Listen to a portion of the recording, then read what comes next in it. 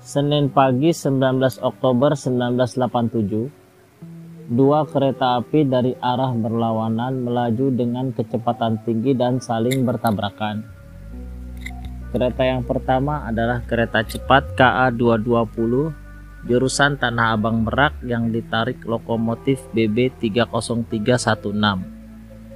Sedangkan yang satunya adalah kereta api lokal KA 225 jurusan Rangkas Bitung Tanah Abang yang ditarik lokomotif BB 30616. Kejadian itu terjadi di Desa Pondok Petung sekitar 4 km dari Stasiun Kebayoran Lama, yang merupakan kawasan pinggir barat Jakarta Selatan. Kelak di kemudian hari kejadian ini dinamakan tragedi Bintaro Jilid 1. Sebab 26 tahun kemudian, atau tepatnya pada tanggal 9 Desember 2013, terjadi lagi tragedi Bintaro Jilid 2. Kecelakaan kereta api yang terjadi di lokasi yang hampir berdekatan dengan tragedi Bintaro Jilid 1, sebagaimana tercatat dalam buku sejarah kelam kereta api. Dua kecelakaan kereta di Bintaro yang diterbitkan tahun 2019 oleh Tempo Publishing. Sekarang marilah kita lanjutkan cerita tentang tragedi Bintaro Jilid 1. Selamat menikmati.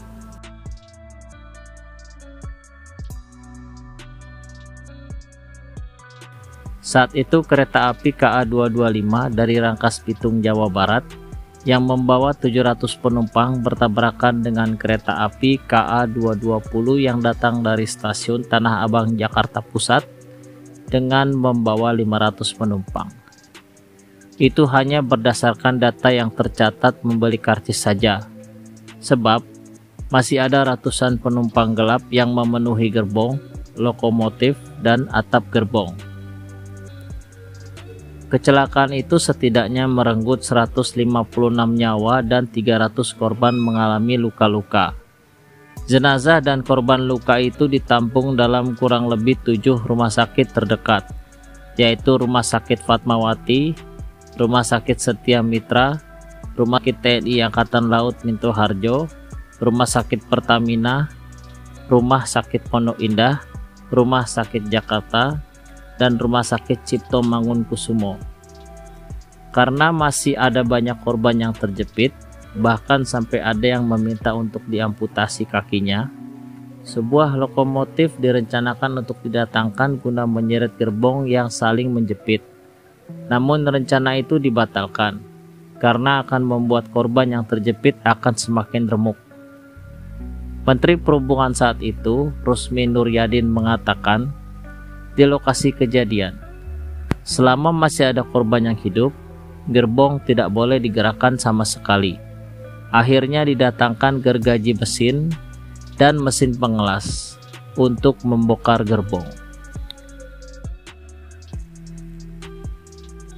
Peristiwa yang terjadi di Bintaro merupakan sebuah kecelakaan yang disebabkan oleh kelalaian petugas.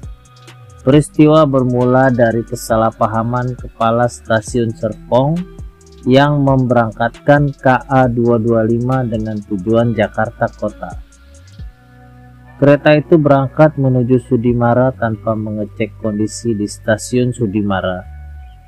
Menurut jadwal, seharusnya keduanya akan bersilangan di stasiun Sudimara, di mana kalau tepat waktu, KA 225 seharusnya datang pukul 6.40 dan menunggu KA 220 yang lewat pada pukul 6.49. Tapi kenyataannya, KA 225 ini terlambat 5 menit ketika sampai di Sudimara.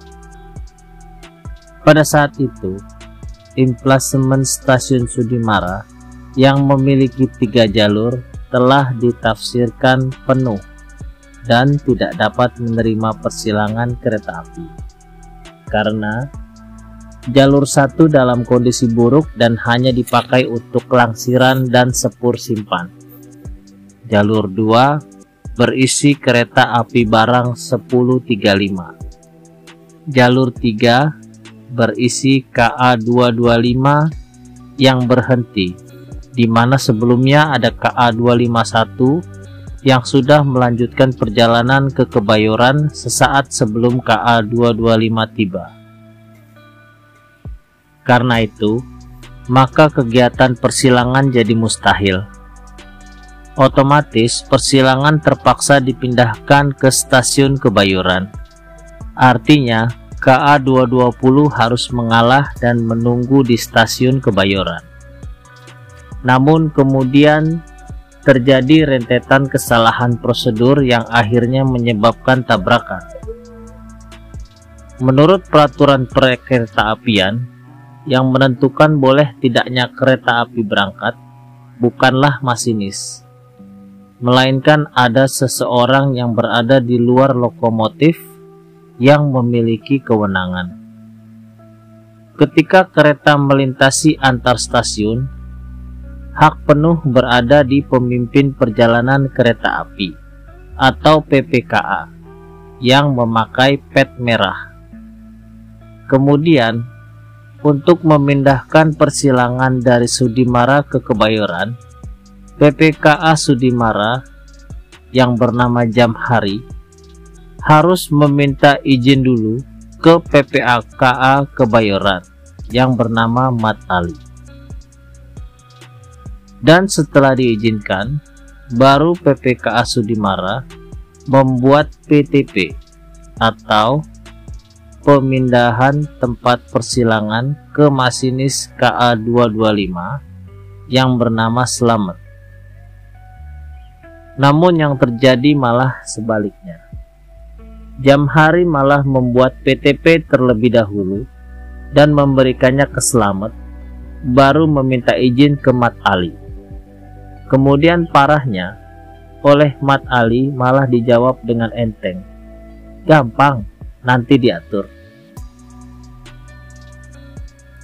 Dan sesaat setelah itu terjadi penggantian petugas PPKA Kebayoran dari shift malam ke shift pagi.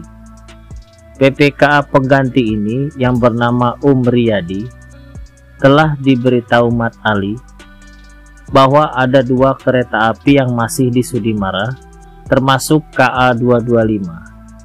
Sedangkan KA251 sedang melaju ke arah Kebayoran untuk bersilangan dengan KA220. Begitu KA251 berhenti di Kebayoran, Riyadi meminta izin memberangkatkan KA220 ke PPKA Sudimara Jamhari. Namun Jamhari menjawab bahwa dirinya sedang sibuk. Seharusnya, sesuai prosedur yang ada, Jamhari harus menolak memberikan izin keberangkatan bagi KA220 dan mengabarkan bahwa KA225 yang harus berangkat dari Sudimara ke Kebayoran sesuai jadwal. Pada saat itu, KA225 mulai dipadati penumpang. Ada yang bergelantungan di pintu, di jendela, di toilet, bahkan di lokomotif. Begitu komunikasi antar PPKA ditutup, Riyadi justru memberangkatkan KA220 dengan asumsi bahwa persilangan kereta api tetap dilakukan di Sudimara. Agar meyakinkan, Riyadi menelpon ke Jamhari bahwa KA220 sudah berangkat dari stasiun Kebayoran. Padahal PTP sudah terlanjur diberikan kepada Slamet dan kondektur KA225 yang bernama Adung. Dalam kebingungan tersebut, Jamhari mengakali masalah ini dengan melangsir KA225 dari jalur 3 ke jalur 1 stasiun Sudimara. Jamhari memerintahkan seorang juru langsir untuk melangsir. Padahal, perihal langsiran tersebut harus ditulis oleh PPKA dalam laporan harian masinis, serta menjelaskannya secara lisan. Juru langsir yang disuruh Jamhari itu pun dengan tangkas mengambil bendera merah dan selompret. Saat akan dilangsir, Slamet tidak dapat melihat semboyan yang diberikan karena pandangannya terhalang penumpang yang memenuhi lokomotif pada saat itu. Slamet malah bertanya kepada penumpang di lokomotif, "Berangkat?" Maka penumpang pun menjawab, "Berangkat."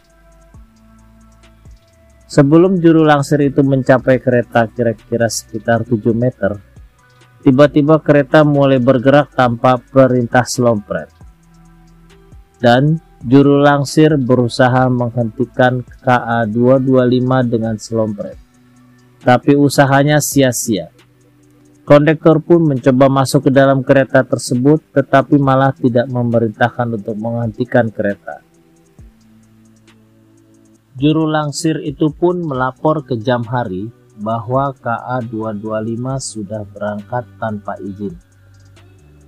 Jamhari dan para petugas stasiun kaget. Beberapa ada yang mengejar kereta itu dengan menggunakan sepeda motor. Dengan cepat Jamhari menggerakkan tuas sinyal tetapi tidak berhasil menghentikan kereta api.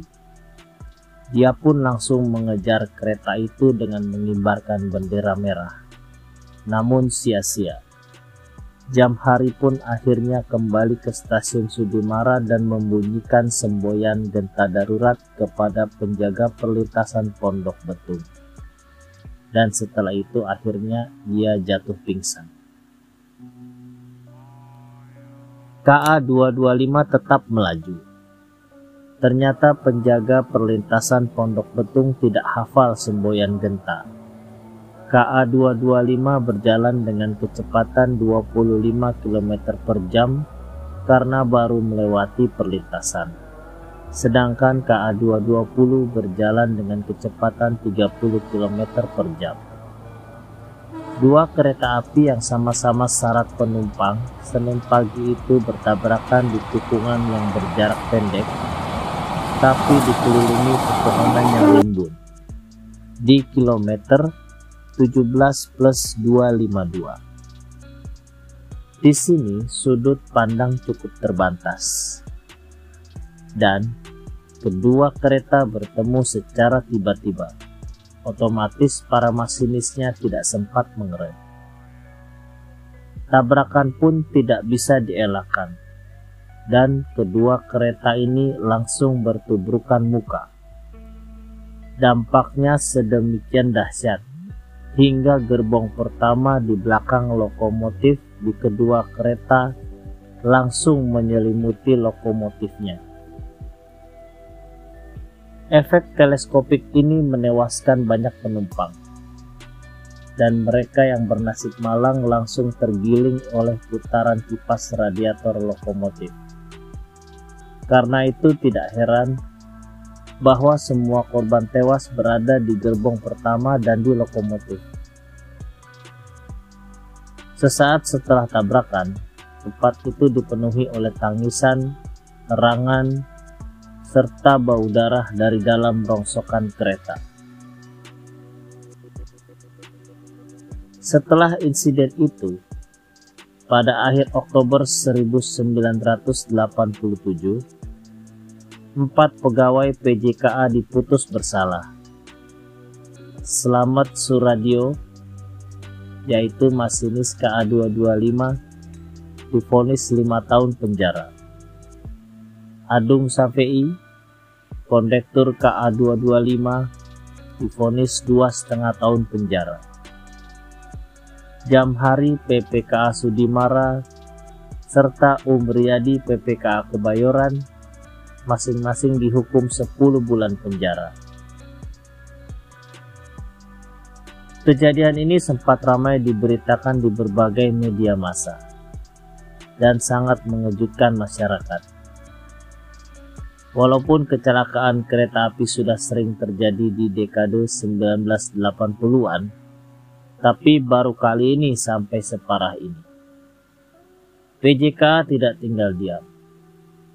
Beberapa operasi penertiban segera dilaksanakan. Hal ini perlu mengingat kereta api di jalur sekitar Tanah Abang memang dari dulu terkenal karena ketidaktertibannya. entah karena banyaknya penumpang di lokomotif, di atap, ataupun karena banyak penumpang yang tidak membayar dan suka menghajar kondektur. Dan pada saat kejadian, lokomotif KA225 memang dipenuhi penumpang gelap, sebagian bergelantungan di luar. Selain itu, beberapa peningkatan prasarana juga dilakukan untuk pencegahan, seperti pemasangan radio di lokomotif, karena pada waktu kejadian hanya sedikit lokomotif di Indonesia yang ada radio. Selain itu, di antara stasiun Kebayoran dan stasiun Sudimara, kemudian dibangun kembali stasiun baru, yaitu stasiun Pondok Ranji. Sistem persinyalan di jalur ini kemudian dirubah dari mekanik menjadi elektrik. Namun efek terbesar dari kejadian ini adalah pembangunan double track besar-besaran untuk mencegah tabrakan muka terjadi lagi. Ironisnya, program ini baru terlaksana hampir 2 dekade kemudian, dan akhirnya jalur ganda ini selesai pada tahun 2007.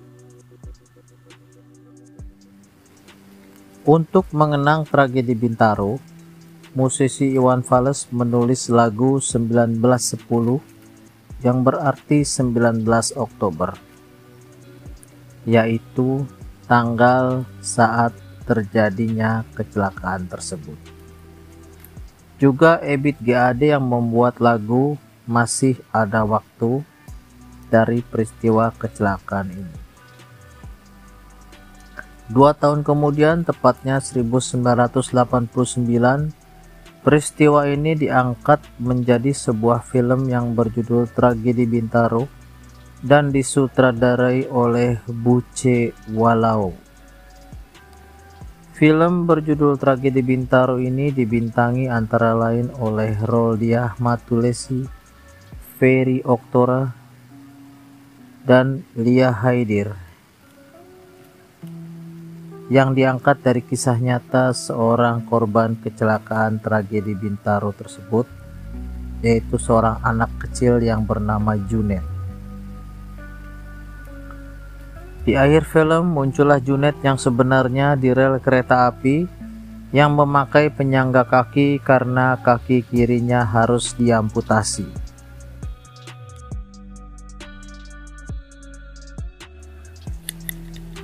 Demikianlah ceritaku pada hari ini. Sampai jumpa lagi pada cerita-cerita yang selanjutnya.